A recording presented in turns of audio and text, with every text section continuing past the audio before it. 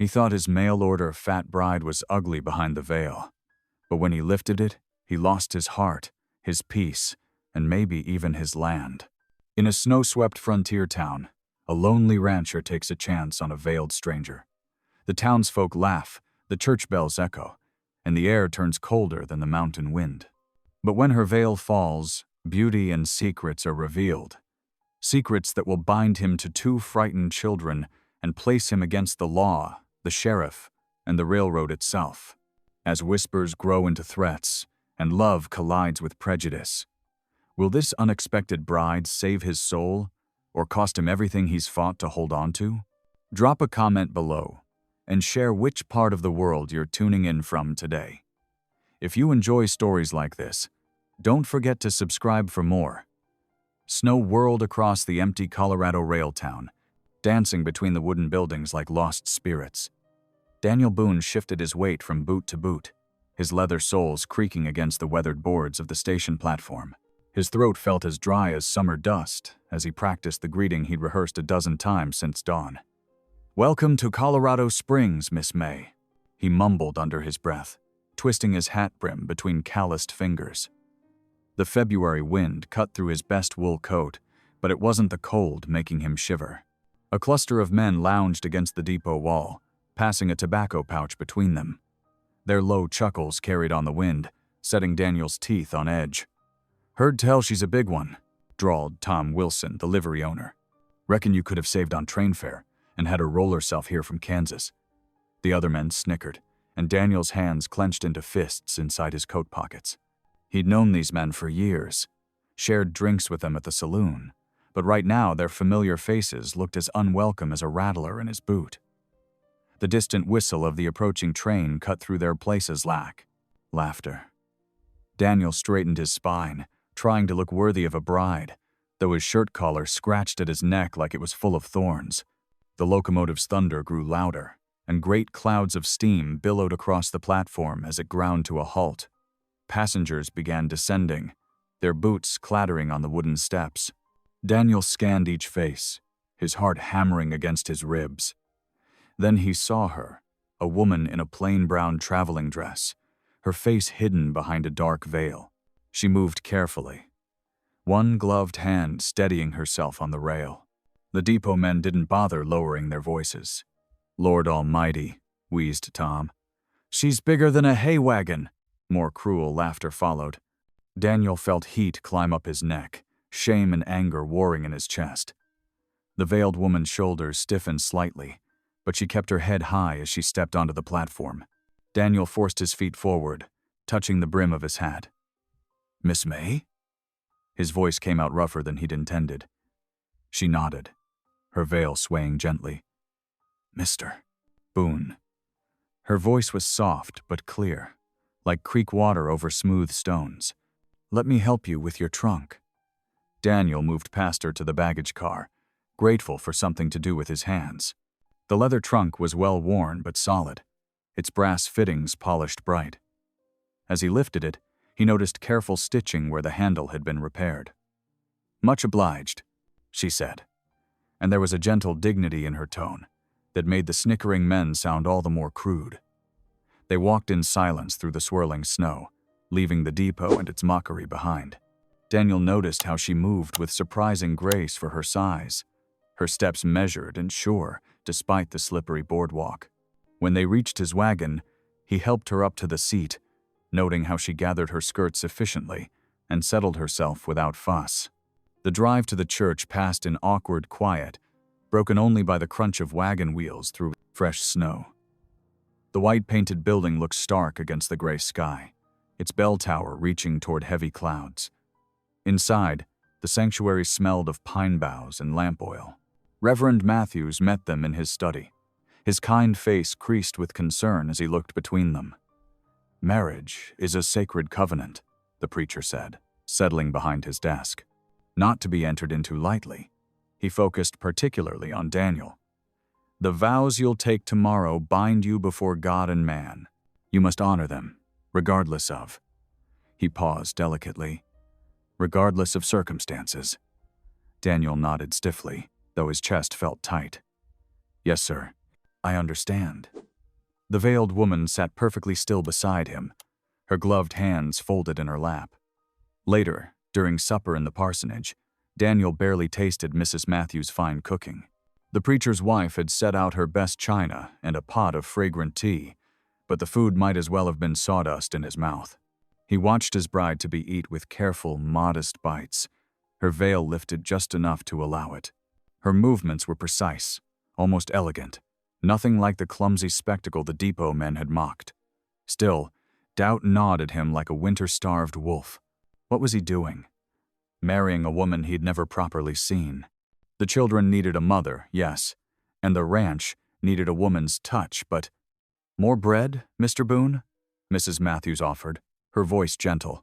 He shook his head, unable to meet her concerned gaze. The grandfather clock in the corner ticked away the moments, each sound like a hammer driving nails into his certainty. Tomorrow morning, they would stand before God and their neighbors, and he would promise to cherish this woman until death parted them. The veil continued to hide Arya's face as she helped Mrs. Matthews clear the dishes, her movements efficient and graceful. Daniel watched her from the corner of his eye, fighting the growing sensation that he'd made a terrible mistake. The weight of tomorrow's ceremony pressed down on him like a mountain of stone. As the evening drew to a close, Reverend Matthews led a prayer for their upcoming union. Daniel bowed his head but couldn't focus on the words. All he could think about was the veiled woman beside him and the lifetime stretching before them like an unmapped trail. "Amen," the others murmured, but Daniel's tongue felt frozen, unable to form the word. Mrs. Matthews showed Arya to the spare room where she would spend her last night as a single woman. Daniel watched her climb the stairs, her skirts whispering against the wooden steps. The veil swayed with each careful movement, still keeping its secrets. Outside, the snow had stopped, leaving the world draped in white silence.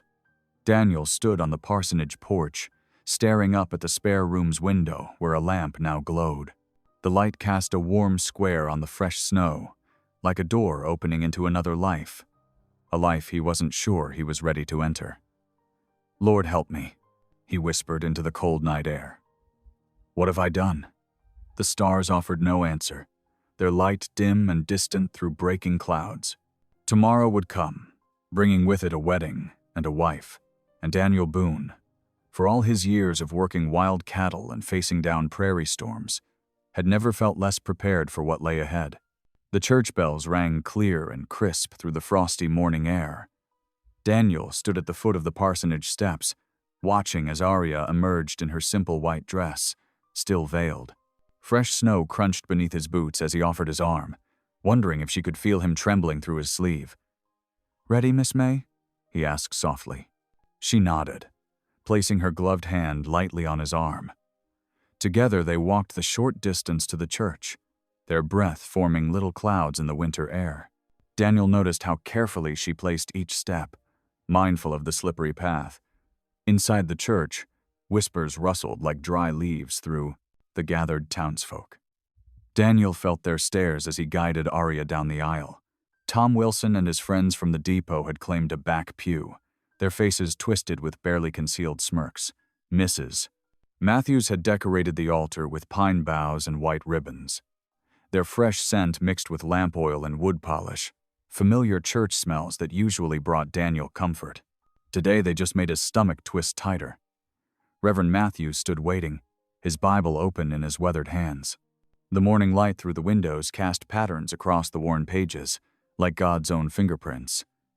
Daniel helped Arya up the short steps, then took his place beside her. The preacher's words washed over him like distant thunder, speaking of love, honor, and sacred duties. Daniel's collar felt too tight again, his palms damp despite the winter chill. When the moment came for his vow, he hesitated. "Daniel Boone," Reverend Matthews prompted gently, "do you take this woman to be your lawfully wedded wife?"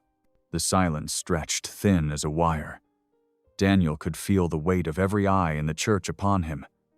His mouth went dry as sand. Then came the moment to lift her veil.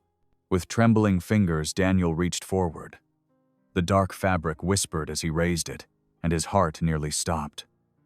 Warm brown eyes met his, deep as mountain pools after spring thaw. Her face glowed with a quiet beauty that struck him speechless. Gentle curves, soft lips curved in a shy but steady smile, and an expression of such dignity it made his chest ache. None of the town's cruel whispers had prepared him for this. I do, he stammered, his voice rough with emotion. Arya's eyes shimmered with unshed tears as she spoke her own vows, clear and strong. Daniel barely heard the preacher pronounce them man and wife. He was lost in wondering how he could have doubted, how he could have let others' judgment cloud his vision. The church kitchen buzzed with activity afterward. As the ladies served cake and coffee, Daniel sat beside his new wife at a small table, stealing glances at her profile. She handled each bite of food with the same grace he'd noticed before, now somehow more striking with her face revealed. "The cake is lovely," Arya said softly, breaking their awkward silence. "Mrs. Matthews always did have a way with baking," Daniel replied, grateful for the simple conversation. The afternoon light was fading when they finally prepared to leave. Daniel helped Arya into his wagon, tucking warm blankets around her against the growing cold. Snow had begun falling more heavily, thick flakes swirling in the gray light. They traveled slowly through the gathering storm. The horses' hooves made muffled thuds in the deepening snow, and their breath steamed in the chill air. The usual 4-hour journey to his ranch would take longer in these conditions. "I reckon I owe you an apology," Daniel said after they'd gone a few miles, his voice barely audible above the creak of wagon wheels. Arya turned slightly toward him. "What for, Mr. Boone?" "Daniel," he corrected gently. "We're married now." He paused, gathering his thoughts. I had my doubts. Let other folks' talk get to me. Wasn't right of me." She was quiet for a long moment, watching the snow fall.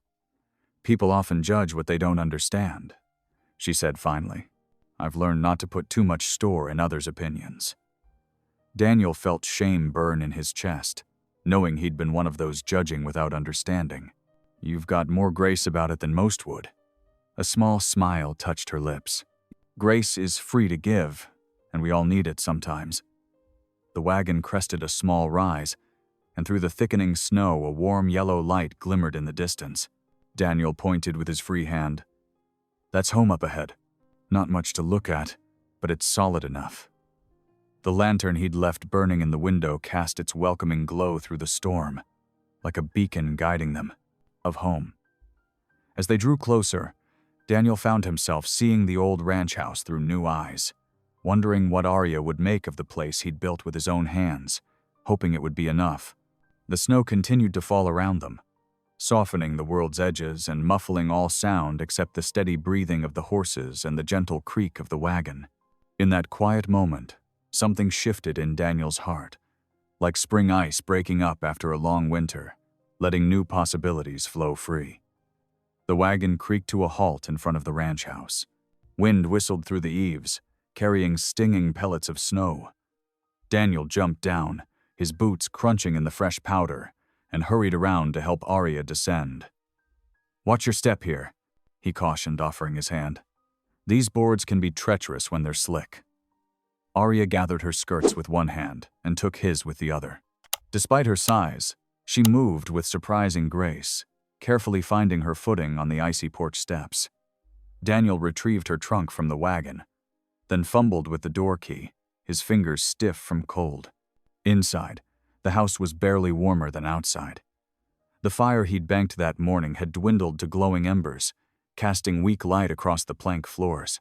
Daniel set down the trunk and hurried to stoke the flames, adding fresh kindling and logs. "I'll get this built back up," he said, not meeting her eyes. "It ain't much, but it's home." The main room was spare but tidy, a square table with 4 chairs, a few pieces of rough-hewn furniture, and faded curtains at the windows. His attempts at housekeeping showed in the swept floors and organized kitchen shelves, though a layer of dust coated the higher surfaces. Arya removed her cloak, hanging it carefully on a peg by the door. "May I help with supper?" she asked, her voice soft but steady. Daniel straightened from the fireplace, brushing ash from his hands. There's cornbread left from yesterday, and beans warming on the back of the stove. Nothing fancy, I'm afraid. She moved to the kitchen area, finding bowls and spoons with minimal searching. The familiar domestic sounds of her preparations filled the quiet space.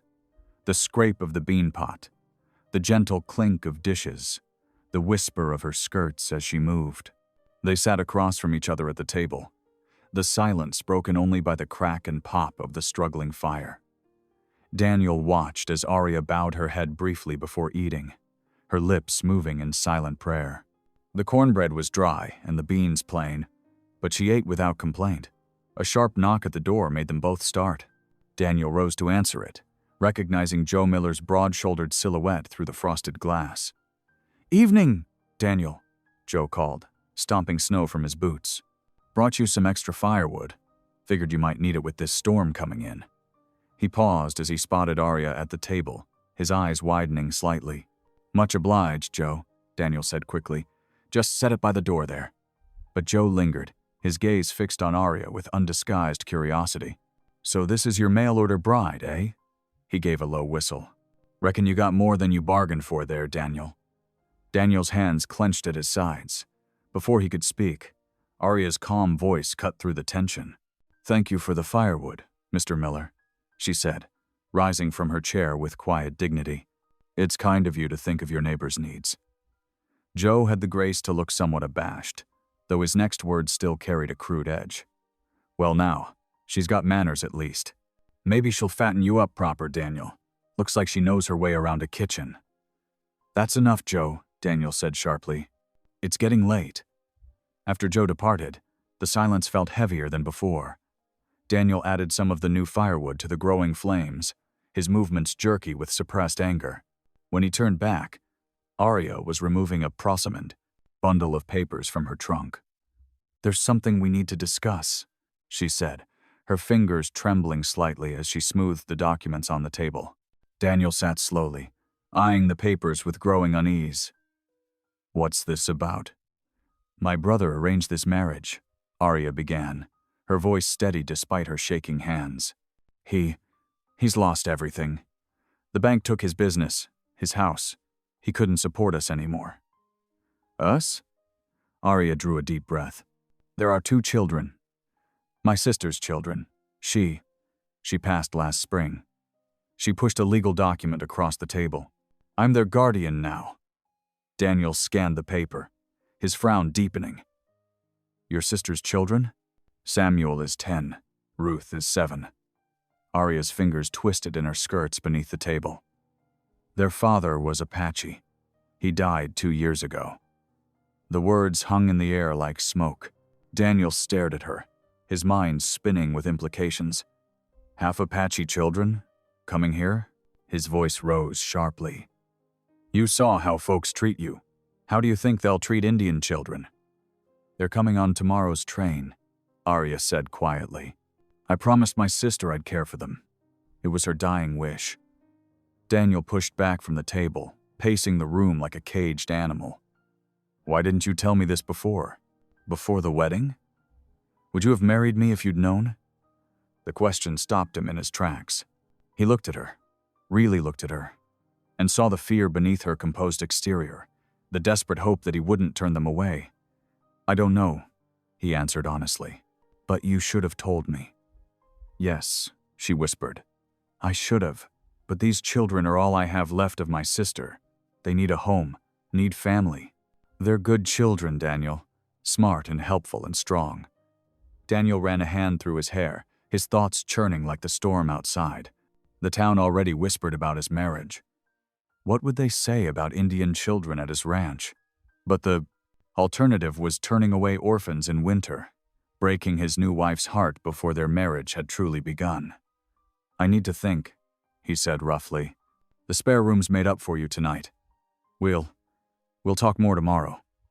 Later, lying in his familiar bed, Daniel stared at the shadowy rafters above. The wind moaned around the eaves, and through the wall, he could hear Arya's soft voice forming prayers in the spare room. Her words were too quiet to make out, but their cadence spoke of both fear and faith. His anger at the deception warred with grudging admiration for her courage. taking guardianship of half Apache children in this territory, knowing the prejudice they'd face. It spoke of a strength he hadn't expected. The memory of her calm response to Joe's crude remarks took on new meaning now. She'd faced worse, he realized, and would face worse still. In the spare room, Arya knelt beside the narrow bed, her prayers carrying the names of her sister's children. "Watch over Samuel and Ruth," she whispered. "Give us all strength for what's to come. And please, Lord, help Daniel find it in his heart to accept them." The storm continued to rage outside, but within the ranch house, two people lay awake in separate rooms, each wrestling with their own fears and hopes for the future. Gray light seeped through the frost-covered windows as Daniel pulled on his heavy coat. The morning air bit sharp and clean, his breath forming clouds in the dim barn as he worked. The cattle needed feeding, no matter what changes whirled through his life like yesterday's snow. He forked hay into the mangers, the familiar motions steady and sure. The horses nickered softly, steam rising from their flanks as they pressed close for their share. Daniel paused, leaning on the pitchfork, his thoughts scattered like chaff in the wind. 2 children coming, half Apache children, his gut twisted with worry. Back at the house, Arya had breakfast waiting, hot coffee, flapjacks, and the last of the bacon. She'd tied on one of his late wife's aprons, somehow making the oversized garment look natural on her fuller frame. "The wagon's ready," Daniel said, settling at the table. "Train comes at noon." Arya nodded, pouring his coffee with careful hands. "Thank you for doing this. I know it's not what you expected." "No," he agreed quietly. "It surely ain't." They finished breakfast in silence. Outside, Daniel helped Arya up onto the wagon seat, noting how she'd wrapped herself thoroughly against the cold in her heaviest shawl. The horses' hooves crunched through the fresh snow as they set out for town. "Your land stretches far," Arya observed after they'd gone a mile, gesturing to the winter-brown pastures rolling away toward the mountains. "How many head of cattle do you run?" "About 200. Daniel glanced at her, appreciating her attempt at conversation. "Started with just 50. Built up slow and steady over 10 years. "That's impressive." She shifted on the hard seat, adjusting her shawl. "Do you manage it all alone? Hire help for roundup and branding. Rest of the time I make do." He hesitated, then added, "Gets lonely sometimes, truth be told." Arya's eyes softened with understanding. Children have a way of filling empty spaces with life. Daniel's hands tightened on the reins. The town's reactions to these particular children wouldn't be kind. He'd seen too much prejudice not to know that. But he kept his fears to himself as they rode on. The depot was crowded when they arrived, townspeople gathering to watch the daily train arrive. Daniel helped Arya down from the wagon, conscious of the stares and whispers following them. They waited on the platform as the train approached, its whistle piercing the cold air. Steam billowed around the slowing cars. Passengers began descending, and Arya pressed forward, her eyes scanning faces. Then her expression brightened. "Samuel. Ruth." 2 small figures emerged from the passenger car, each clutching a worn leather satchel. The boy, Samuel, moved with careful dignity despite his threadbare coat. His sister Ruth stayed close behind him, her dark eyes wide with apprehension. Arya rushed forward to embrace them both. "Oh, my darlings," she murmured, smoothing Ruth's black hair. "You're here safe." Daniel hung back, studying the children. Samuel was tall for 10, with his father's strong features and straight bearing.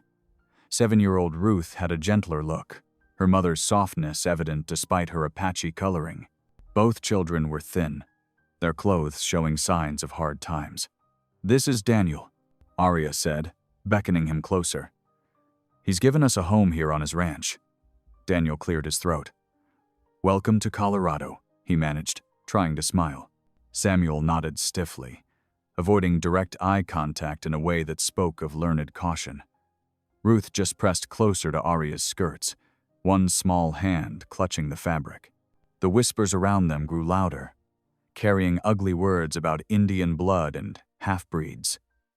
Daniel felt his jaw tighten as he noticed several men watching with open hostility. "Let's get your things loaded," he said quickly, reaching for their satchels. "It's a fair ride to the ranch." The children sat in the wagon bed, wrapped in blankets Arya had brought. As they drove away from town, Daniel heard Arya begin to hum softly, an old hymn that seemed to ease some of the tension from the children's shoulders. The ranch house looked welcoming when they arrived, smoke curling from the chimney where the fire had been banked that morning. Daniel helped everyone down, then gestured toward the large red barn. "Would you like to see inside?" he asked the children. "There's a nice loft up top. Good place for playing when the weather's bad." Samuel's expression showed a flicker of interest. Ruth peered around Arya's skirts, curiosity beginning to overcome her shyness. Daniel led them into the barn's warm darkness, showing them the ladder to the loft and the neat piles of sweet-smelling hay. "You can come out here any time," he said. "Just be careful on the ladder, and don't disturb the horses none." That evening, Arya made a hearty beef stew, filling the house with savory aromas. The children sat quietly at the table, their manners impeccable, as they waited to be served. When Daniel passed Ruth the cornbread, her soft, "Thank you, sir," touched something deep in his heart. He watched them eat, noting how Samuel made sure his sister had enough before taking seconds himself. The boy's protective instinct spoke of someone who'd had to grow up too fast, looking after his little sister in hard times. A surge of unexpected protectiveness rose in Daniel's chest. These children had already faced more hardship than any young ones should. Yet here they sat, polite and dignified despite their fears, trying so hard to be good guests in this strange new home. Still, he couldn't shake his unease about the town's reaction. The hostile looks at the depot were just the beginning. He knew how cruel people could be, how prejudice could poison even long-time friendships. The weight of responsibility pressed heavy on his shoulders. After supper, Arya showed the children to the small bedroom off the main room. Daniel stood in the doorway, watching as she helped them unpack their meager belongings and tucked them into the narrow bed they would share. "Time for prayers," Arya said softly, kneeling beside them. Ruth's small hands clasped trustingly in hers, while Samuel folded his arms across his chest, eyes closed but tension still visible in his young face. Daniel lingered, struck by the tableau before him. Arya's gentle presence seemed to wrap around the children like a warm blanket, offering security they desperately needed. Yet he could see the weight of worry she carried too, knowing the challenges that lay ahead.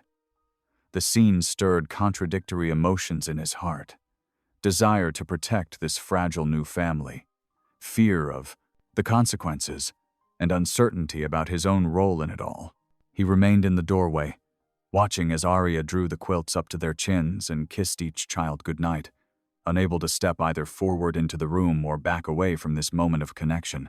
Morning light spilled across the ranch yard, turning frost-covered grass into sparkles. Daniel stood at the barn door, watching Samuel hover uncertainly near the hay bales. The boy's shoulders were tense, like he expected to be sent away at any moment. "Come on over here," Daniel called softly. "I'll show you how we feed the horses." Samuel approached with measured steps, his dark eyes taking in everything, the pitchfork leaning against the wall, the worn leather tack hanging from pegs, the steam rising from the horses' nostrils in the cold air. "First thing is to break up the hay," Daniel demonstrated, working the pitchfork into a bale. "See how I'm loosening it? Makes it easier for the horses to eat." Samuel nodded, watching intently. Daniel handed him the pitchfork, adjusting the boy's grip on the wooden handle. "Now you try. Just like that. Steady does it." The tool was almost as tall as Samuel, but he managed it well, his movements careful and deliberate. When he'd broken up the hay, Daniel showed him how to scatter it in the feeding troughs. "Well done," Daniel said, noting how the praise made Samuel stand a little straighter. "Horses need feeding every morning and night. Reckon you could help me with that?" "Yes, sir." Samuel's voice was quiet but clear. "I won't forget." Through the barn door, they could see Ruth in the kitchen window, standing on a chair beside Arya at the work table. The little girl's hands were covered in flour as she helped knead bread dough, her face showing the first real smile Daniel had seen from her. "Your sister seems to be settling in," Daniel observed, keeping his tone casual as they continued their barn chores. Samuel glanced toward the house. "Ruth likes helping in kitchens. Our mother taught her about bread making before." He trailed off, pain flickering across his young face. Daniel's heart squeezed. He busied himself adjusting a horse blanket, giving the boy a moment to compose himself. When he turned back, Samuel was methodically spreading fresh hay, his movements steady despite the shadows in his eyes. Later that morning, after the bread was baking and the barn chores were done, Arya called everyone to the kitchen table. Steam rose from cups of hot tea as she settled into her chair, her eyes soft with memories. "I've been thinking it's time I told you more about Sarah, my sister, your mother," she said to the children. Looking at Daniel, she added, "You should know about her too, since we're all family now." Ruth crawled into Arya's lap while Samuel perched on the edge of his chair, both children intent on her words. Daniel leaned against the doorframe, listening as Arya painted a picture of a gentle woman who'd fallen in love with an Apache man, defying society's prejudices for the sake of her heart. "Your father was a good man," Arya told the children, her voice warm with certainty. "He taught your mother about his people's ways, their respect for the land and all living things. When he died in that mining accident, Sarah was heartbroken, but she never regretted choosing love over society's approval." Daniel watched the children's faces as they absorbed these words about their parents. Ruth snuggled closer to Arya while Samuel sat very still, drinking in every detail about the father he barely remembered. By early afternoon, they needed supplies from town. Daniel hitched up the wagon, hoping the general store wouldn't be too crowded. Arya helped the children up onto the seat, making sure they were warmly wrapped against the winter wind. The store bell jangled as they entered. Mr. Peterson, the shopkeeper, looked up from his ledger. His usually friendly face hardened when he saw the children. "Need some flour and lamp oil," Daniel said evenly, setting his list on the counter. Peterson's eyes narrowed. "Don't serve their kind here," he said flatly, jerking his chin toward Samuel and Ruth. "Take your mixed blood brats elsewhere." The words fell like stones in the quiet store. Daniel felt his fists clench, fury rising hot in his throat. But before he could speak, Arya's calm voice cut through the tension. "Come along, children," she said, her head high as she gathered them close. "We'll find another store that's worthy of our business." She guided them toward the door, her dignity like a shield around them. Ruth pressed close to her skirts while Samuel walked stiffly, his young face set in lines too old for his years. Daniel stood rooted for a moment, rage warring with his conscience. The urge to grab Peterson by his shirt collar and teach him some manners was almost overwhelming. But Arya's quiet strength called to something deeper in him.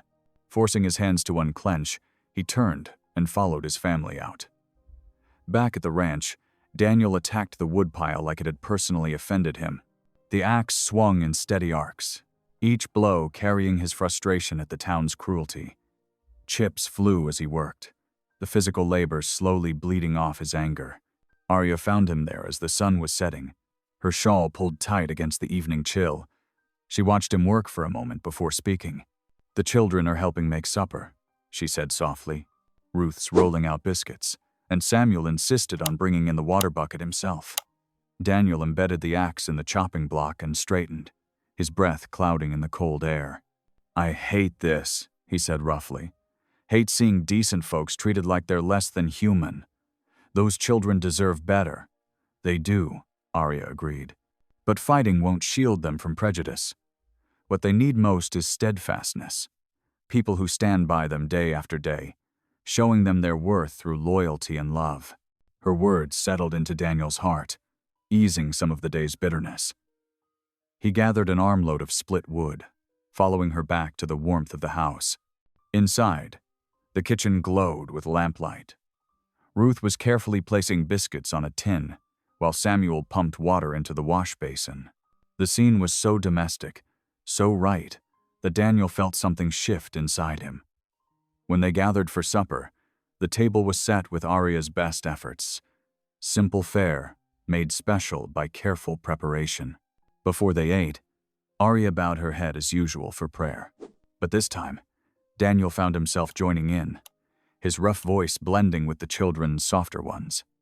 "Lord, we thank you for this food," they said together, the words falling into rhythm like a stream, finding its course, "and for the blessing of family gathered here." In that moment, with the lamp casting warm light on their bowed heads, Daniel felt the first real stirring of belonging. They weren't the family he'd expected when he'd sent for a mail-order bride, but perhaps they were exactly the family he needed. Sunday morning dawned crisp and clear, the winter sun glinting off fresh snow. Daniel stood before his clouded mirror, tugging at the collar of his best coat. The worn black wool still fit well enough, though he hadn't worn it since last Easter. Through the window, he could hear Arya helping the children get ready, her gentle voice carrying across the quiet morning air. "Hold still now, Ruth. Let me fix that ribbon." A pause then. "Samuel, don't forget your warm socks. The church gets mighty cold."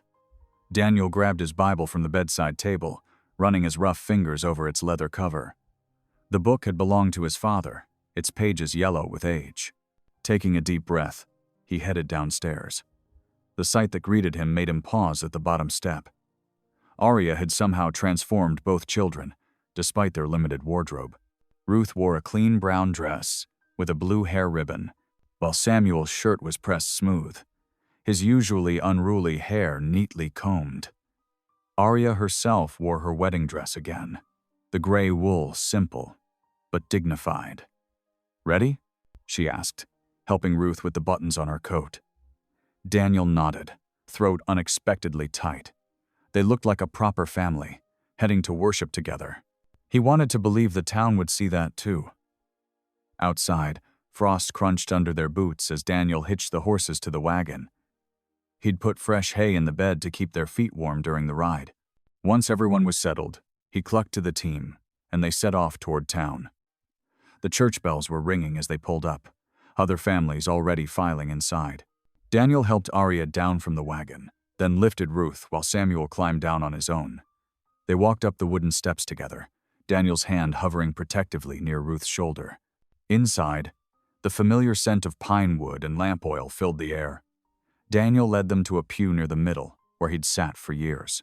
As they settled in, he couldn't help noticing how the surrounding seats suddenly emptied, folks moving forward or back to leave space around them. Ruth pressed closer to Arya's side, her small face troubled. Samuel sat rigid, staring straight ahead. Daniel felt anger building in his chest, but Arya's calm presence beside him helped him keep still. Reverend Matthews took his place at the pulpit, shuffling his papers. His eyes swept across the congregation, but skipped over their pew entirely. Daniel's jaw clenched. "Today's sermon," the Reverend announced, "will focus on loving thy neighbor as thyself." He opened his Bible, carefully avoiding their direction. In Matthew chapter 22, verse 39. The irony wasn't lost on Daniel. He watched as the preacher spoke about Christian charity, while the congregation pointedly ignored the very neighbors they were supposed to love. Beside him, Arya listened attentively, her head held high. The children sat quiet and still, though Daniel noticed Samuel's hands were fisted in his lap.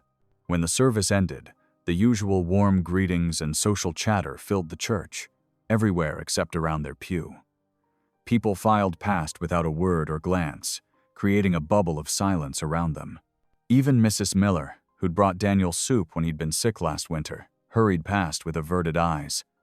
They waited until most folks had left before making their way out. No one held the door for them. No one wished them a blessed Sunday. The cold shoulder of the congregation was worse than open hostility. It was as if they'd ceased to exist. The wagon ride home was tense with unspoken words. Daniel's hands were tight on the reins, his thoughts churning with anger and disappointment. The children huddled under the blanket Arya had brought, their earlier neat appearance somewhat wilted. Finally, Daniel couldn't hold back anymore. "Ain't right," he burst out, "calling themselves Christians while acting worse than heathens. The way they looked right through us, through these innocent children." Arya adjusted the blanket around Ruth before responding. "Their approval isn't what matters. she said quietly. "True faith isn't shown in getting others to accept us. It's shown in how we persevere, how we keep our own hearts open, even when others close theirs." Her words settled over Daniel like a cooling balm. He glanced back at the children, seeing how they watched Arya with trust in their eyes. Maybe she was right. Maybe their little family's strength would come not from fitting in, but from standing firm together. Back at the ranch, Daniel tried to shake off the morning's bitterness by keeping busy. He noticed Samuel examining the broken latch on the barn door, something that had been waiting for repair. "Want to help me fix that?" he offered, already reaching for his toolbox. Samuel nodded eagerly, and soon they were working together, Daniel showing him how to remove the old screws and align the new latch. The boy proved to have steady hands and a quick mind, asking good questions about the tools and process.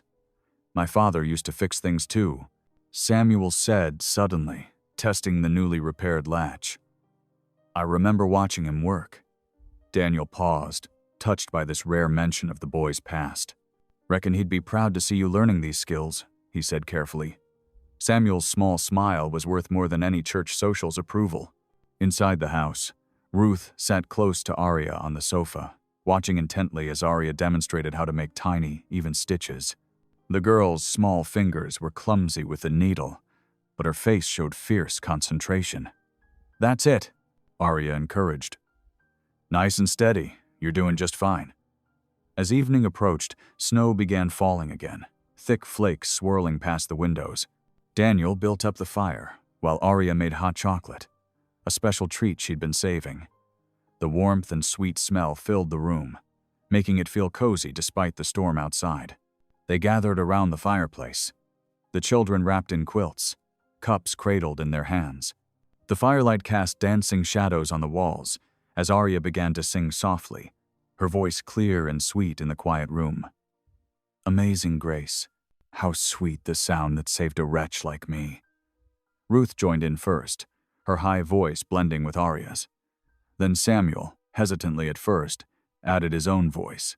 The harmony of their singing filled the room, more beautiful than any church choir Daniel had ever heard.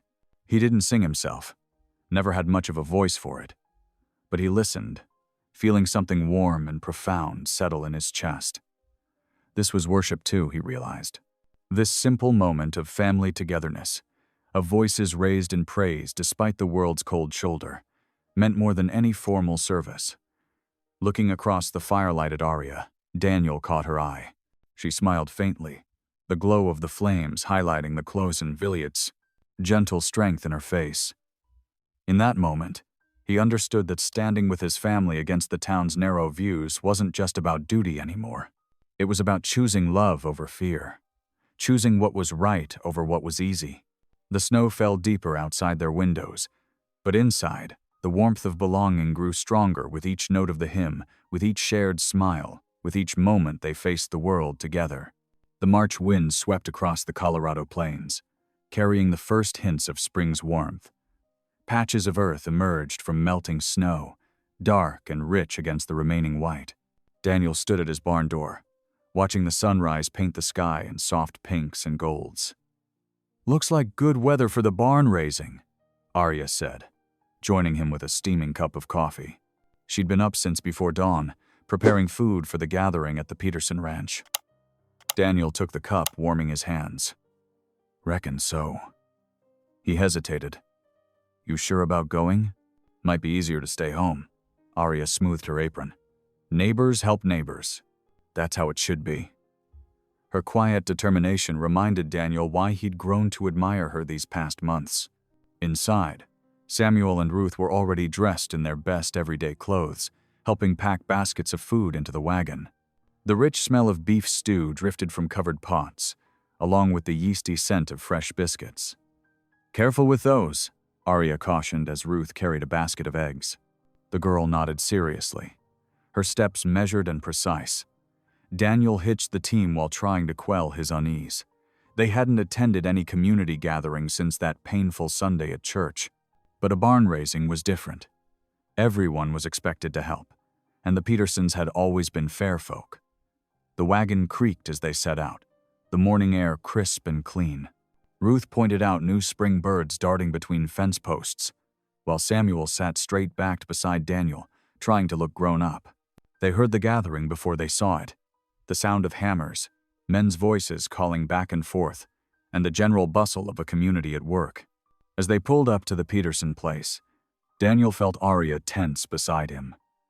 "Lord, give us strength," she whispered, then straightened her shoulders.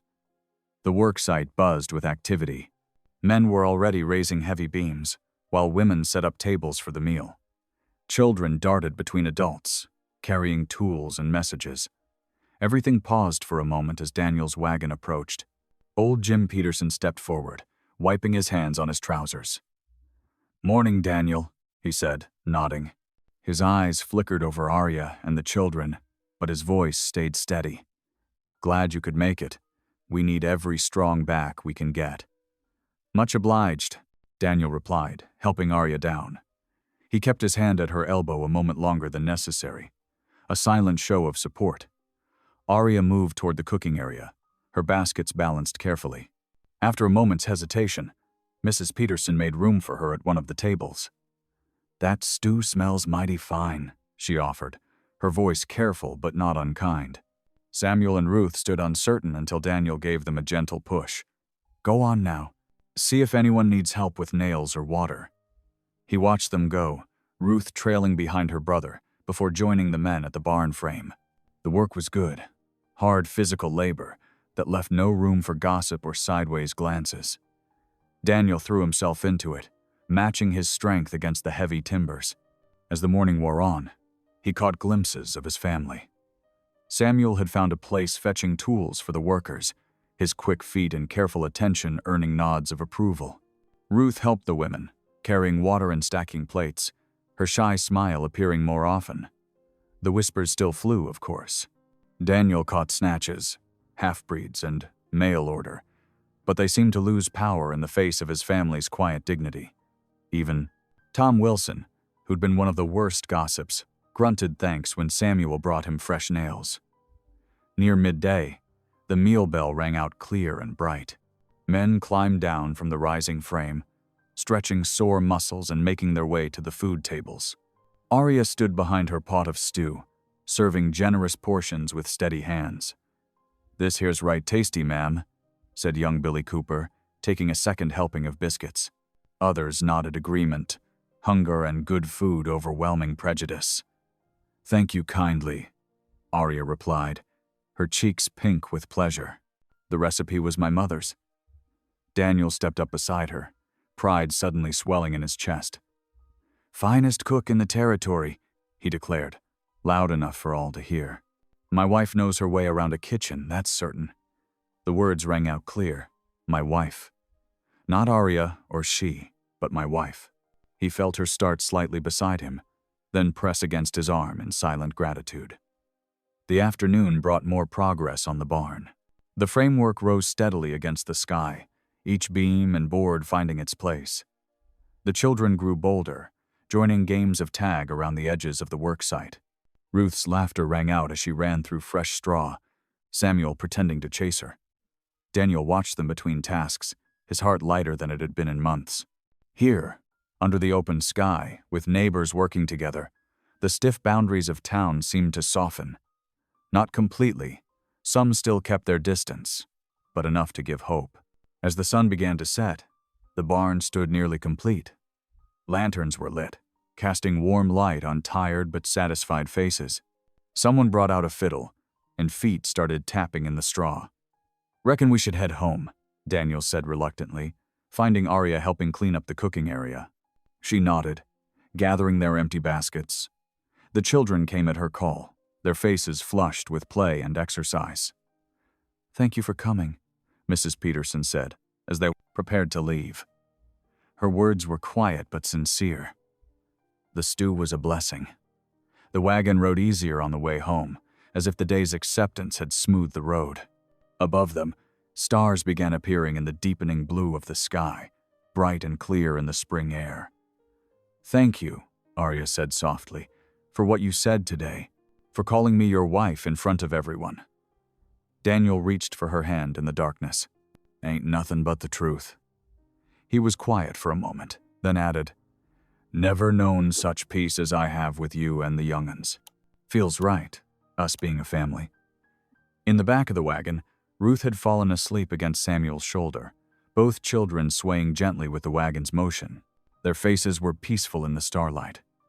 The ranch house welcomed them home, its windows glowing with lamplight. Inside, they shared the last of the morning's bread, too tired for much talk but content in each other's company. The children's eyes drooped as they said their prayers, the day's excitement catching up with them at last. Later, as Daniel banked the fire for the night, he could hear Arya humming softly as she tucked the children into bed. The sound wrapped around him like a warm blanket, settling deep in his heart. Whatever tomorrow might bring, they had found their belonging, not in the town's approval, but in each other. The spring wind rippled through the tall grass, carrying the sweet scent of wildflowers across the Colorado plains. Daniel stood in his stirrups, watching Samuel grip the reins of his pony with determination. The boy had taken to riding naturally, just as Daniel suspected he would. "Keep your heels down," Daniel called out, demonstrating the proper position. "That's it. You're getting the hang of it." Samuel nodded, his face serious as he adjusted his seat. The pony, a gentle dun-gelding Daniel had chosen specifically for teaching, plodded along steadily. Ruth sat behind Daniel on his horse, her small hands clutching his coat. "When can I ride by myself, Pa?" she asked, her voice carrying traces of excitement despite her usual shyness. Daniel felt his heart warm at the word Pa.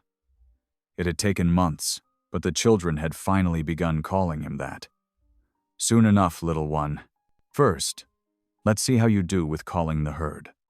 He guided his horse toward the southern pasture where the cattle grazed. The spring grass had drawn them far from the home range, and it was time to bring them back north. "Now, Ruth," Daniel explained. "Cattle respond to voice as much as movement.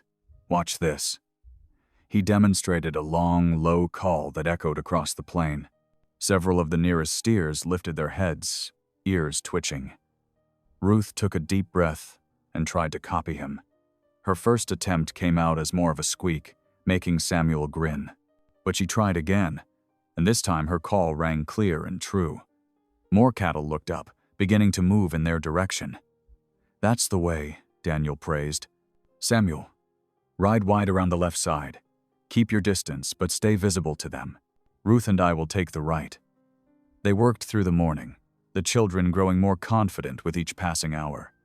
Samuel's riding improved steadily, while Ruth's calls grew stronger. The cattle moved along at an unhurried pace, exactly as they should. Near midday, they approached the creek where Arya had promised to meet them with lunch. Daniel spotted her wagon first, parked in the shade of a cottonwood tree. The sight of her setting out food on a blanket, her skirts spread around her, made him smile. "You three look like proper ranchers," Arya called as they approached. Her face glowed with pride. As Samuel dismounted smoothly, and Ruth scrambled down from behind Daniel. "They're natural hands," Daniel said, helping Arya spread out the food. "Samuel's got a good seat already, and Ruth here can call cattle better than half the men I've worked with." The children beamed at his praise, falling hungrily upon the browns, fried chicken and biscuits Arya had packed. They sat together in the creek's cool shade, sharing stories of the morning's work, while meadowlarks sang in the grass nearby. Daniel watched his family, feeling more content than he had in years. The wound of his first wife's death had finally begun to heal, replaced by the warm certainty that this was where he belonged. But their peace was shattered when they returned to the ranch house that afternoon. A sleek black buggy stood in the yard, and a man in an expensive suit was waiting on their porch. Daniel felt his stomach tighten. Nothing good ever came from city men in fine suits, especially not out here. "Mr. Boone?" the man called as they rode up. "I'm Harrison Wells, representing the Western Pacific Railroad Company." He held up a leather portfolio stuffed with papers. "Children, go help your ma with the horses," Daniel said quietly. Samuel looked like he wanted to protest but obeyed, leading Ruth toward the barn where Arya was already unhitching the wagon team. Daniel approached the porch slowly, his spurs ringing against the wooden steps. What brings railroad business out this way? Wells pulled several documents from his portfolio. There appears to be a matter of some confusion regarding property lines, Mr. Boone. According to our latest surveys, this land falls within the railroad's grant territory. That's nonsense, Daniel said sharply. I've got clear title to this ranch. Paid for it fair and square 10 years ago. Yes, well?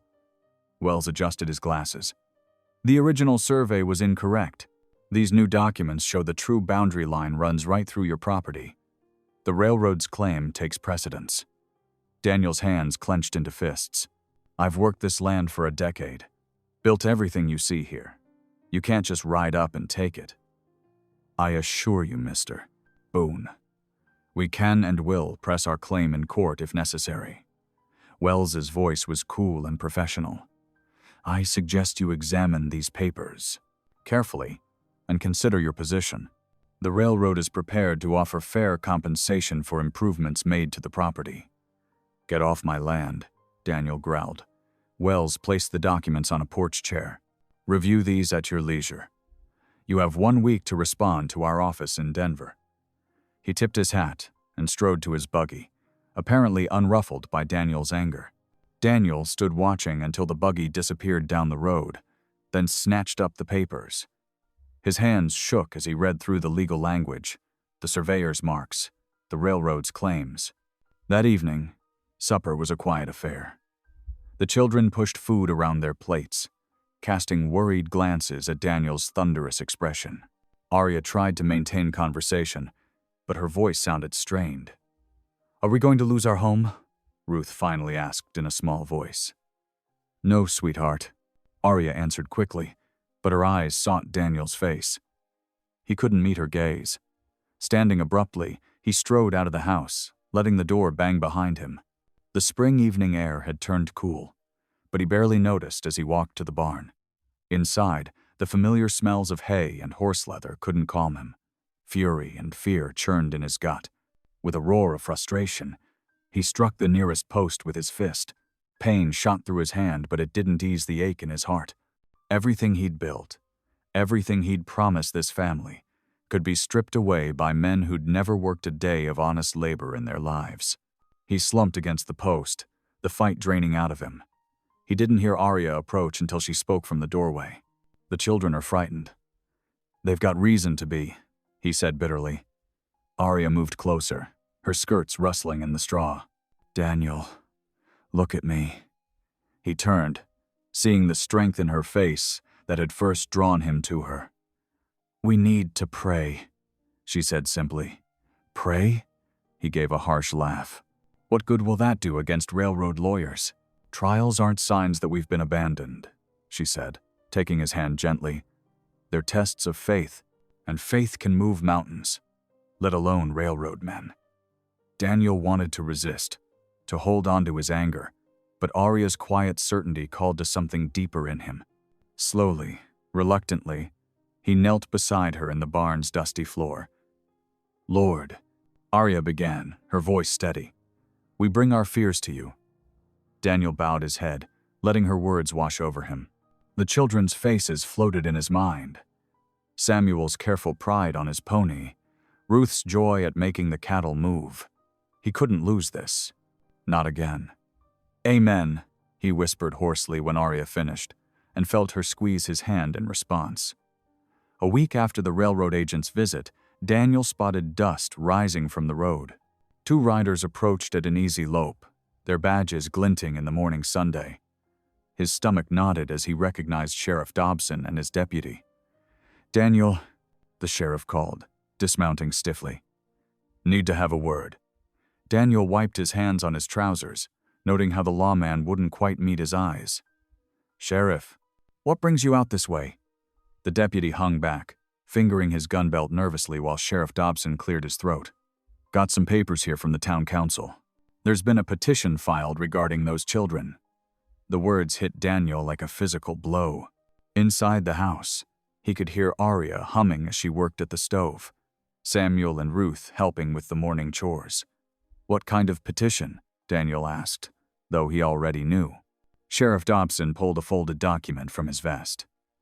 Towns requesting the children be removed to the Denver orphanage. Claim it's more suitable for. He hesitated. Their kind. Their kind? Daniel's voice grew dangerous. They're children, Clay. My children. Now, Daniel, the sheriff raised a placating hand. I'm just doing my duty here. Folks are concerned about having half Apache young'uns in the community. The orphanage has experience with mixed-blood children. They'd be properly looked after. They're properly looked after right here, Daniel growled. They've got a mother who loves them and a roof over their heads. The law's particular about these matters, Sheriff Dobson said. Unless you can prove legal guardianship, the territory has authority over orphaned Indian children. The screen door creaked, and Arya stepped onto the porch. Her face had gone pale, but she held herself straight. I have guardianship papers from their mother, my sister, before she passed. That might help, the sheriff nodded. But you'll need to present them to the territorial court in Denver. They'll want to review the situation properly.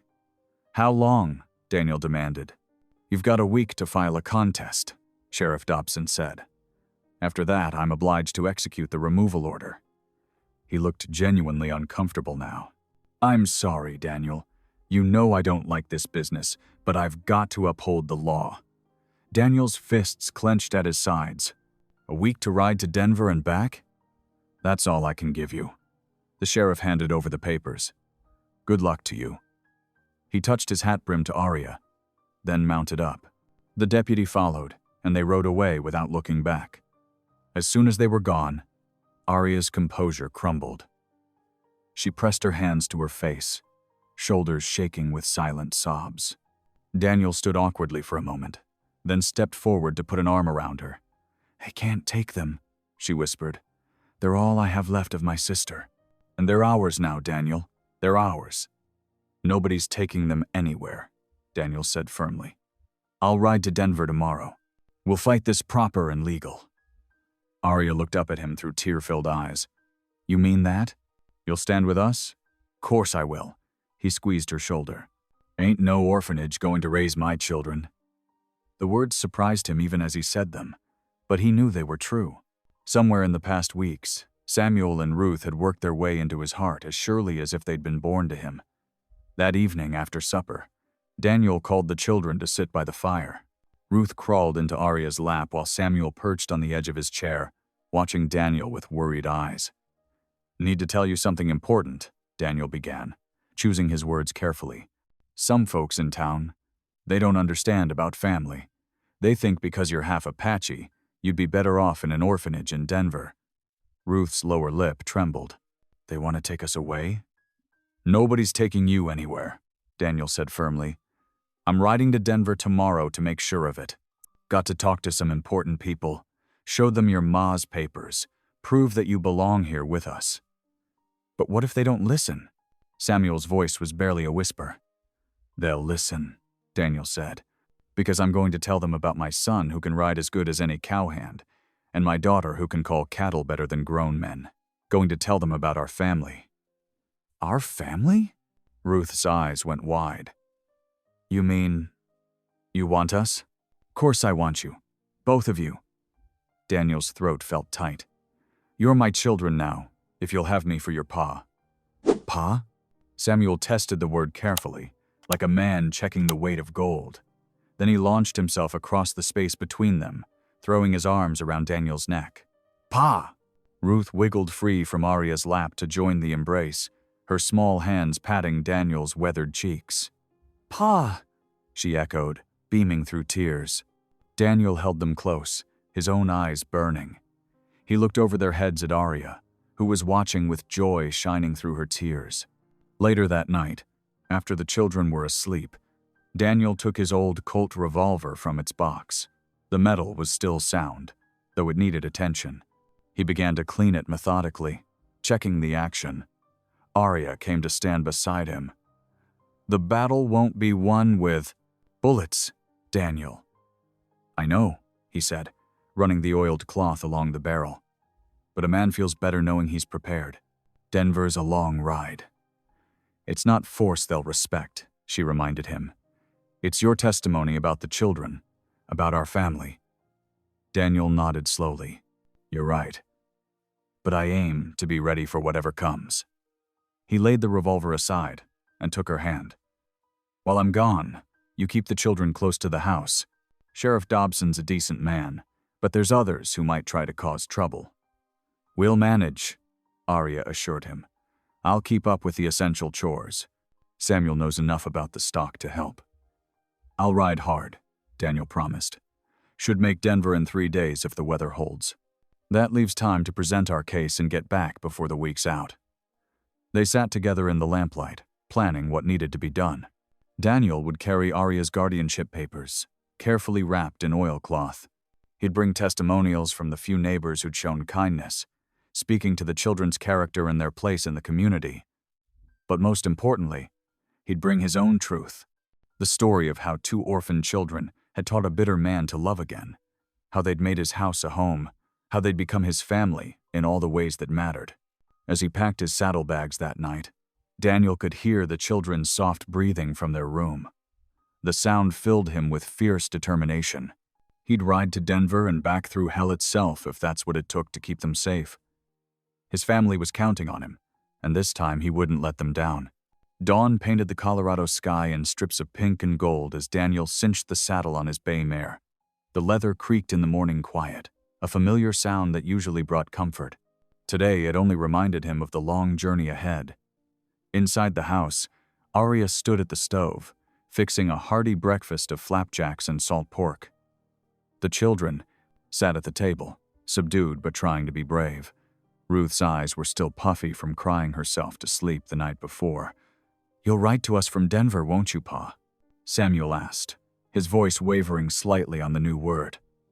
First thing I do when I get there, Daniel promised, settling into his chair. Might even send a telegram if I can manage it. Arya set a steaming plate before him. Eat well. It's a long ride ahead. The family shared their meal in quiet, each lost in their own thoughts. When Daniel finally pushed back his chair, Ruth ran to him, wrapping her small arms around his waist. Please come back soon, she whispered. Quick as I can, little one. He ruffled her dark hair, then turned to Samuel. The boy stood straight, trying to look strong, but his lower lip trembled. You're the man of the house while I'm gone, Daniel told him. Help your ma with the stock. Keep an eye on things. Samuel nodded solemnly. Yes, sir. I mean, yes, Pa. Arya walked with Daniel to the porch, carrying a bundle of provisions she'd packed, jerky, hardtack, coffee, and dried apples. Her hands trembled as she tied it to his saddle. God go with you, she said softly. Daniel touched her cheek gently. Keep safe. Don't let the children wander far. The mare's hooves clopped against packed earth as Daniel rode out. He looked back once to see his family framed in the morning light. Arya, with an arm around each child, all 3 watching him go. The sight lodged in his heart like a physical ache. The first day's ride took him through familiar territory. He passed neighboring ranches where smoke rose from morning fires, skirted the town where hostile faces had sneered at his family, and pushed on into open country. His mare maintained a steady pace, eating up the miles beneath a bright spring sky. As afternoon waned, memories began to surface, unwanted but persistent. He remembered another journey. Years ago, racing against time to fetch the doctor for Sarah. His first wife had gone into labor too early. The baby turned wrong. By the time he returned with help, both mother and child were gone. Daniel made camp that night in a hollow beside a creek. As he sat beside his small fire, the stars wheeling overhead reminded him of Sarah's eyes, how they'd sparkled when she laughed, how they'd grown dim at the end. He'd sworn then never to risk his heart again. Seems the Lord had other plans, he muttered, poking at the embers with a stick. The second day brought rougher country. The mare picked her way carefully through rocky passes where spring runoff made the footing treacherous. Daniel's thoughts churned darker with each mile. What if he failed? What if the territorial courts sided with the town? He'd lose another family, watch them torn away just as he'd begun to love them. Evening found him making camp in a stand of cottonwoods. As he gathered firewood, hoofbeats approached. Daniel's hand dropped to his colt, but the rider called out a peaceful greeting. "God's peace to you, brother." The voice belonged to an elderly man astride a rangy mule. A worn Bible case was strapped behind his saddle. "Evening, preacher," Daniel replied, relaxing slightly. "Care to share my fire?" The circuit rider introduced himself as Reverend Johnston. He accepted Daniel's offer of coffee, settling his creaky joints by the flames.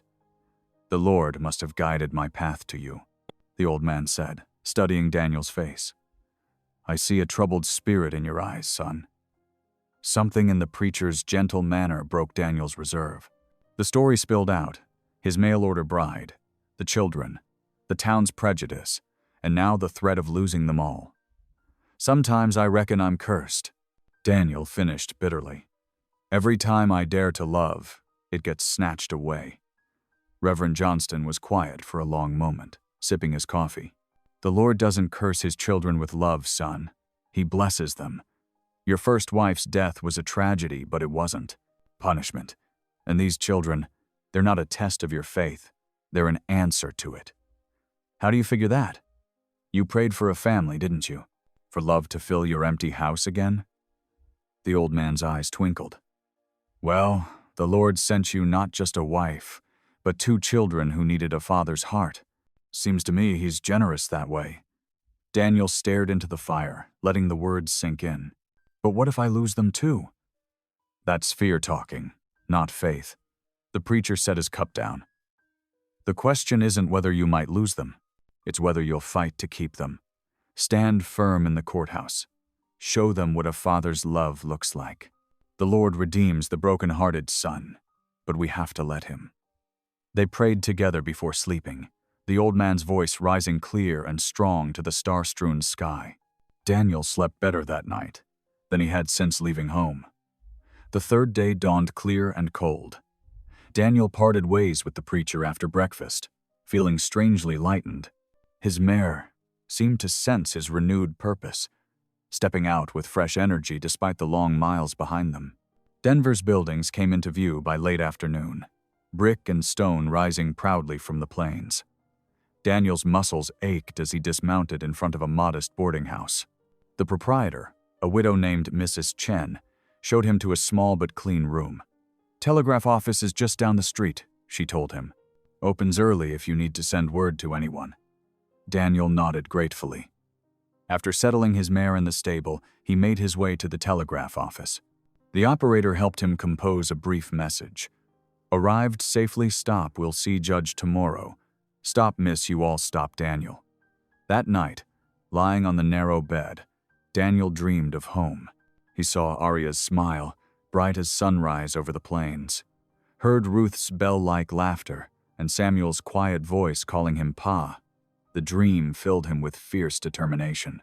"Lord," he whispered into the darkness, "I ain't always been a praying man, but I'm asking now. Help me keep my family together. Show me the words to make them understand. These children are mine in all the ways that matter, and I aim to bring them home." Sleep came slowly, but Daniel's heart was settled. Tomorrow he would face the territorial court, armed not with his colt, but with something stronger, a father's love and the certainty that God had led him to this family for a purpose. In his saddlebags lay Arya's guardianship papers, carefully wrapped, but his real testimony would come from deeper, from the memory of Ruth's small hands patting his cheeks, of Samuel's proud smile when he mastered a new ranch skill, of Arya's quiet strength holding them all together. The law might have papers and precedents on its side, but Daniel had truth and love on his. Tomorrow would show which carried more weight in the scales of justice. The Denver courthouse loomed before Daniel, its red brick walls stretching up toward the morning sky. He straightened his best coat, clutching the wrapped bundle of guardianship papers. His boots echoed on the marble floors as he entered, joining the crowd of people filing into the courtroom. The chamber was already packed with lawyers in dark suits, railroad men with stern faces, and curious onlookers. Daniel found a seat near the front, his heart pounding against his ribs. He'd rehearsed his words all night, but now they seemed to scatter like leaves in wind. "All rise," The bailiff called out. The Territorial Court of Colorado is now in session, the Honorable Judge William Harrison presiding. The judge, a thin man with steel-gray hair, settled behind his bench. His eyes swept the courtroom before landing on the docket. First case, matter of guardianship, Samuel and Ruth White Bear, minor children. Step forward. Daniel rose on shaky legs. He approached the bench, unfolding Arya's carefully preserved papers. Your Honor, he began, I present the legal guardianship documents signed by the children's aunt, Arya Mae Boone, my wife, who was entrusted with their care by their mother before her passing. The judge examined the papers, his expression unreadable. But before he could speak, a commotion arose from the back of the courtroom. Your Honor, if I may. The railroad agent Daniel, recognized from his ranch, strode forward, flanked by two well-dressed lawyers. I am Thomas Whitaker, representing the Denver and Rio Grande Railroad Company. We wish to present evidence regarding Mr. Hadvrozentine, Boone's fitness as a guardian. Daniel's fingers curled into fists as Whitaker continued. Mr. Boone's ranch property is currently under dispute. Our survey shows the land rightfully belongs to the railroad through prior claim. A man without stable property cannot provide adequately for dependents. One of the lawyers stepped forward, producing more papers. Furthermore, Your Honor, we have statements from concerned citizens regarding the unusual nature of this arrangement. These children, being of mixed blood, would be better served in a proper orphanage where their special needs can be addressed. Hot anger surged through Daniel's chest. Special needs? He burst out.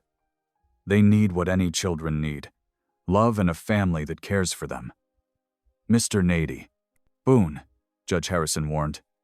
You will maintain order in my courtroom. Daniel swallowed hard. Begging your pardon, Your Honor, but I need to speak plain about this. The judge studied him for a long moment, then nodded. Proceed.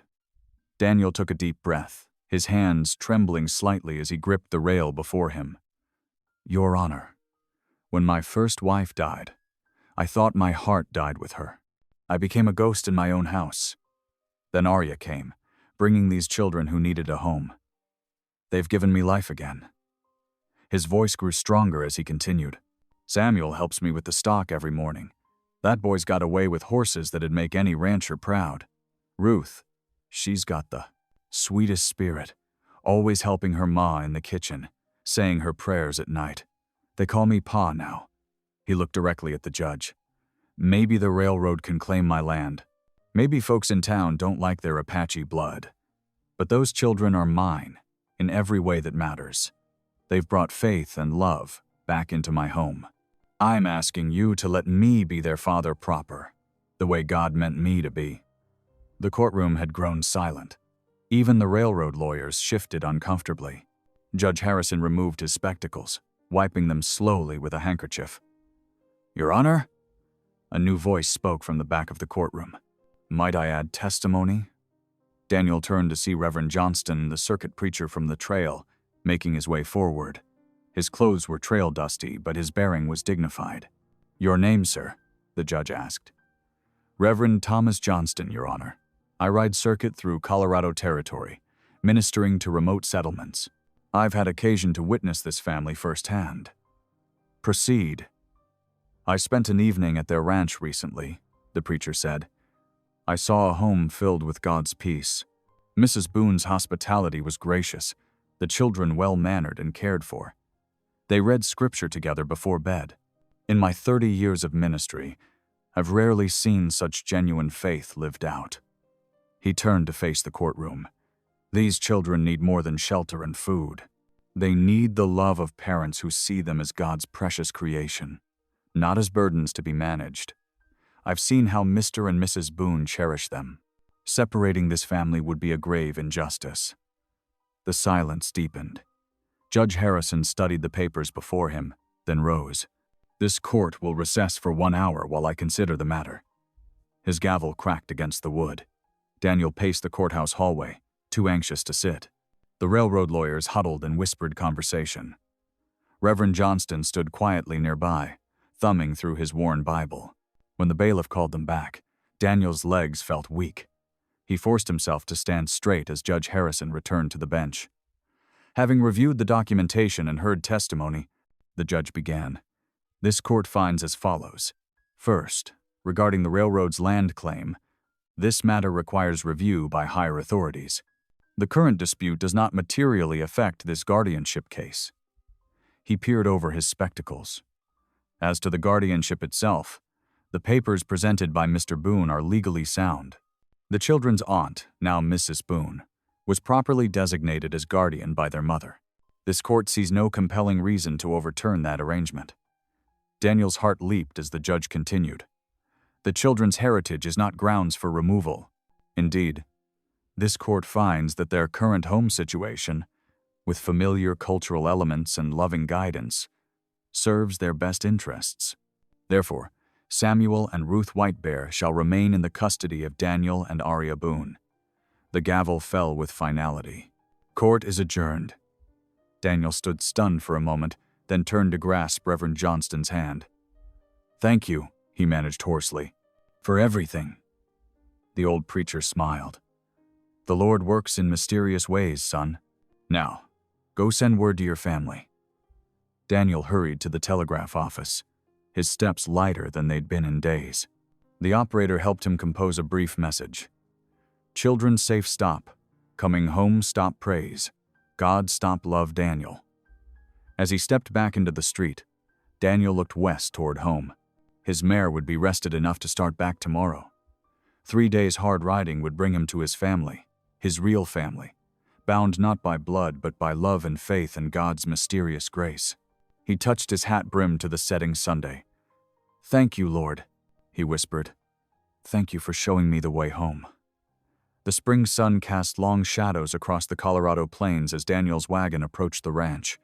3 days of hard travel had left him dusty and saddle-sore, but his heart felt lighter than it had in weeks. The familiar sight of his weathered barn and the smoke curling from the chimney brought tears to his eyes.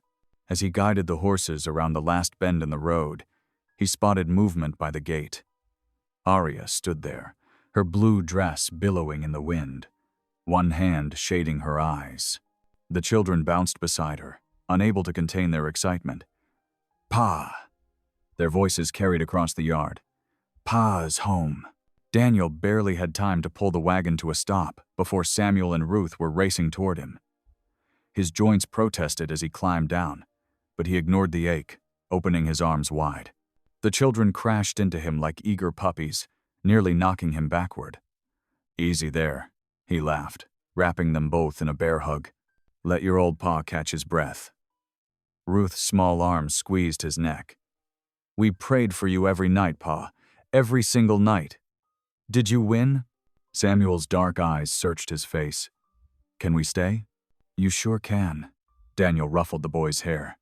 "Judge's orders. You're stuck with me now." Aria approached more slowly, her eyes brimming with tears. Daniel gently set the children down and turned to her. She looked beautiful in the evening light, her face glowing with joy and relief. "Welcome home," she whispered. Daniel took her hands in his. "Much obliged for keeping everything running while I was gone." "The Lord provided." She squeezed his fingers. "Come inside. You must be famished." The familiar scent of fresh bread and beef stew greeted them as they entered the cabin. Daniel hadn't realized how hungry he was until the aroma hit him. His stomach growled loudly, making the children giggle. "Sounds like someone needs feeding," Aria said with a smile. She bustled around the kitchen, ladling generous portions into bowls while the children set the table. Daniel washed up quickly, then sank into his chair with a grateful sigh. The family joined hands, for grace, and he found himself choking up as he gave thanks, for safe travel, for justice served, for the precious gift of being together. Over supper, Daniel recounted the court proceedings. The children listened wide-eyed as he described the grand courthouse and the stern judge. When he mentioned the railroad agent's attempts to separate them, Ruth pressed closer to Aria's side. "But then," Daniel continued, "the Lord sent help we hadn't counted on. Remember that circuit preacher who stopped by? Reverend Johnston showed up right when we needed him most. He spoke for us? Arya's eyes widened. Daniel nodded, sopping up gravy with a piece of bread. Told the judge how he'd seen God's peace in our home, how we read scripture together and showed real faith. He smiled at the children. Reckon the judge could see truth when he heard it. After the meal, they gathered around the hearth. The spring evening held a lingering chill, and the crackling fire cast dancing shadows on the walls. Daniel watched contentedly as Arya helped the children hang their cherished blankets, small quilts made from scraps of their mother's dresses, carefully preserved and carried from Kansas. Ma showed us how to make these, Ruth explained, smoothing her blanket with small fingers. She said every stitch holds love. Daniel's throat tightened. He reached out to touch the soft fabric, thinking of how much love these children had known and lost and found again. The next morning dawned clear and bright. Daniel had just finished the morning chores when he spotted a wagon approaching. His hand instinctively moved toward his gun belt, but Arya's calm voice stopped him. "It's Martha Jensen from down the valley," she said, shading her eyes. "And looks like Sarah Miller's rig behind her." Indeed, a small procession of neighbors' wagons was making its way toward the ranch. Daniel tensed, uncertain of their purpose, but Arya's gentle hand on his arm steadied him. Martha Jensen was the first to climb down, carrying a covered dish. "Heard you were back," she said, offering a tentative smile. "Brought you folks a berry pie, my Henry's idea, truth be told. He said any man who'd ride to Denver to keep his family together deserves a proper welcome home." Sarah Miller followed with a stack of quilts. "These were just gathering dust in my trunk," she said. "Thought maybe the children could use them, nights still being cool and all." One by one, neighbors arrived bearing small gifts, jars of preserves, fresh eggs, even a young apple tree ready for planting. Each offered awkward but sincere words of support, as if trying to make amends for past coldness. The children watched from the porch, amazed by the steady stream of visitors. Samuel's wariness gradually gave way to curiosity as Mr. Peterson described the new colts in his stable. Ruth beamed when Mrs. Taylor admired her careful stitching on a dish towel. Near noon, Miss Andrews, the school teacher, arrived in her buggy. She approached Arya with determination in her step. "Mrs. Boone," she said, "I've been thinking. Those children shouldn't miss out on their studies just because some folks in town are being foolish. If you're agreeable, I could come out here 3 afternoons a week. Give them proper lessons." Arya's eyes welled up. "That's mighty kind of you, Miss Andrews." "Not kindness, just right," the teacher replied firmly.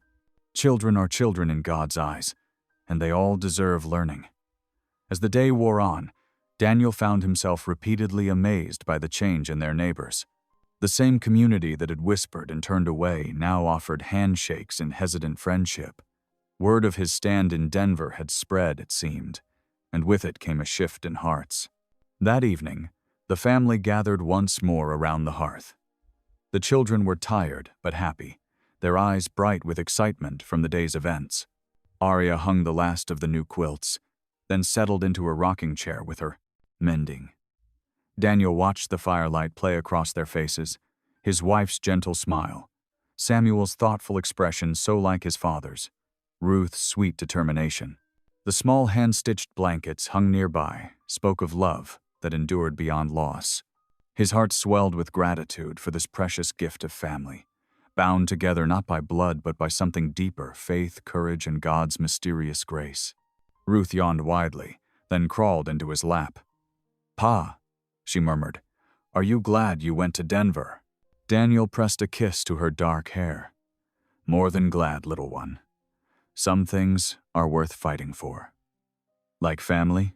Samuel asked from his spot by the fire. "Exactly like family," Daniel agreed, meeting Arya's warm gaze across the room. "Exactly like love." Spring settled over the Colorado range like a gentle blessing. The land awakened with tender green shoots and the musical calls of returning birds. On the Boone Ranch, new life stirred in freshly tilled soil and the busy farmyard. Daniel watched with pride as Samuel guided the plow horse down another row. The boy's small hands gripped the handles firmly, his face set in concentration. "Keep your eye on that fence post ahead," Daniel called. "That's the secret to straight furrows." Samuel nodded, adjusting his stance. The fresh earth rolled away from the plow blade in neat ribbons, dark and rich with promise. Daniel smiled, remembering his own father's patient lessons years ago. From the chicken yard came the sound of Ruth's laughter mingling with Arya's voice. The two of them scattered feed for the clucking hens, Ruth's dark braids swinging as she mimicked Arya's graceful movements. "Look, Ma," she called out. The speckled hen laid 2 eggs today. Daniel's heart warmed at hearing Ruth call Arya Ma. The word had come naturally to both children over these past weeks, as easy as spring rain. The afternoon sun was slanting low when they spotted the preacher's buggy approaching. Reverend Johnston had made good on his Denver testimony, making regular visits to show his support for the family. "Welcome, Reverend," Arya called, wiping her hands on her apron. "You're just in time for supper." The preacher climbed down, smiling. "I've come to properly bless this home," he announced, "if you're willing." They gathered in the main room, heads bowed as the preacher's voice rose in prayer. Daniel held Arya's hand tightly, feeling the quiet strength that had carried them through so much. When the blessing ended, Daniel cleared his throat. "Reverend, if you'll permit me." He turned to face Arya, his voice thick with emotion. "I want to say something that's been on my heart." The children watched curiously as their father struggled to find the right words. "Arya May," he began, "you came to us like an answer to a prayer I didn't know how to speak. Your strength, your faith, they've taught me more about God's love than any sermon." He squeezed her hand. "I thank the Lord every day for sending you to us." Arya's eyes glistened with tears as the preacher nodded approvingly. Ruth pressed against her skirts while Samuel stood tall beside Daniel, a family united. They shared a simple but hearty meal, the conversation flowing easily. The preacher's presence seemed to bless more than just their home. It marked them as a family worthy of respect in the community's eyes. As if to prove this point, the Petersons' wagon rattled up just as they were finishing dessert.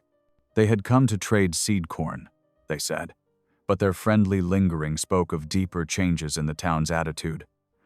"We're planning a quilting bee next month, Mrs." Peterson told Arya. "You'll come, won't you? Bring little Ruth. She's got such a neat hand with stitching." Later, after the visitors had gone and the children were settled by the fire, Daniel and Arya sat close together in the gathering darkness. The firelight painted everything in soft gold, making memories of winter's harshness seem distant. "I never thought I'd know this kind of love," Arya whispered, her voice catching. "When I stepped off that train, seeing how people looked at me." She shook her head. "I was so afraid." Daniel's arm tightened around her shoulders. "I reckon I owe you a confession," he said slowly. "That day at the station, when you were still veiled, I thought you were ugly, believed what others were saying." He touched her cheek gently. "I was the blind one. Now I see you as God's greatest gift. To me, to these children, to this home." Arya blushed deeply, tears sparkling in her eyes. Before she could respond, Ruth crawled into her lap, while Samuel leaned against Daniel's knee. "Sing for us, Ma?" Ruth asked sleepily. Arya's voice rose soft and clear in the familiar hymn. One by one, they joined in. Samuel's changing voice, Ruth's sweet pipe, Daniel's rough bass. The melody wrapped around them like a warm blanket, filling the quiet with the sound of family.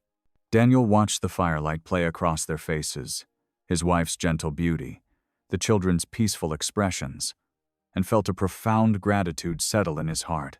Here was the answer to years of loneliness, the healing of old wounds, the promise of joy restored. The evening settled over the Colorado range like a soft blanket, painted in shades of gold and purple. A gentle breeze carried the sweet scent of spring grass across the Boone Ranch, where the family gathered on the worn wooden porch after supper. Daniel sat in his favorite chair, the wood creaking comfortably beneath him. Beside him, Arya rocked slowly, her hands folded in her lap, watching the children with a contented smile. The setting sun caught the silver threads in her dark hair, making them shimmer like morning frost. Samuel and Ruth darted through the tall grass, their laughter floating back to the porch as they chased the first fireflies of the season. Their bare feet whispered through the grass, hands cupped carefully to catch the glowing insects. From the distant pasture came the low, peaceful sound of cattle settling for the night. The barn swallows swooped and dove in the dimming light, while crickets began their evening chorus. To Daniel, the ranch felt more alive than it had in years, filled with purpose, with joy, with life itself. He reached over and took Arya's hand, his rough fingers gentle against her skin. "You know something?" he said softly. "That day at the church, when I lifted your veil, I thought I was just uncovering your face." He paused, watching the children run. But the Lord had bigger plans. He was showing me the family I never thought I'd have. Arya squeezed his hand, her eyes bright with understanding. The smile she gave him held all the warmth of summer sunshine. "Pa, Ma, look what we caught!" Ruth's excited voice rang out as she and Samuel bounded up the porch steps. They held out glass preserve jars, where captured fireflies pulsed with golden light. Samuel's jar glowed steadily, while Ruth's danced with multiple tiny lanterns. Their faces shone with triumph and joy in the growing dusk. Daniel gathered them close, one arm around each child, feeling their warm, solid presence against his sides. Arya moved to join them, completing their circle. "This here," Daniel said, his voice rich with emotion. "This family we've made, it's stronger than any storm that comes our way." He looked at each of them in turn, Samuel's serious eyes, Ruth's bright smile, Arya's steady gaze. "Our faith, our love for each other, this ranch, they'll endure. That's God's promise to us." The lamplight from inside the house spilled out onto the porch, casting their shadows long across the wooden boards. Above them, the first stars began to twinkle in the deepening blue of the sky. More fireflies rose from the grass, their lights blinking like earthbound stars. The sound of their shared laughter, Daniel's deep chuckle, Arya's melodious voice, the children's bright peals, drifted out across the night, carrying with it the blessed sound of family, of home, of love, made real at last. Thanks for tuning in. These stories remind us that life is more than headlines, it's about heartlines. Subscribe if you want more moments that make you pause, feel, and reflect.